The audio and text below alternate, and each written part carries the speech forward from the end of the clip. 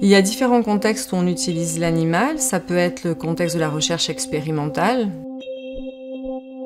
des contextes de loisirs, quand on monte à cheval par exemple, et aussi d'autres contextes où on parle d'animal au travail, comme c'est le cas pour les chiens guides d'aveugles.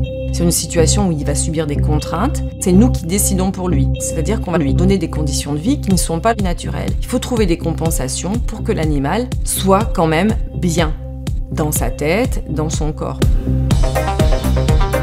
L'association Ethosphère, elle a été créée par des chercheuses en éthologie, c'est-à-dire qui étudient le comportement animal.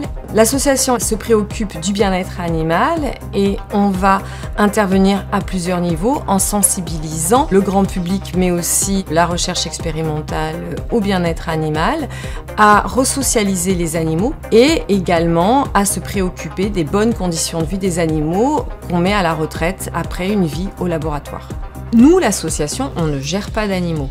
Nous allons dans les laboratoires ou les sanctuaires ou les zoos qui récupèrent les animaux. Nous mettons ensemble des animaux et avec un protocole très formalisé. La socialisation ou la resocialisation, elle est faite principalement avec des macaques. Il y a également les équidés. Contrairement à ce qu'on pense, le cheval ne doit pas vivre seul, il a besoin d'un compagnon. Et nous, notre rôle, c'est de trouver le compagnon le plus compatible possible, de manière sécurisée.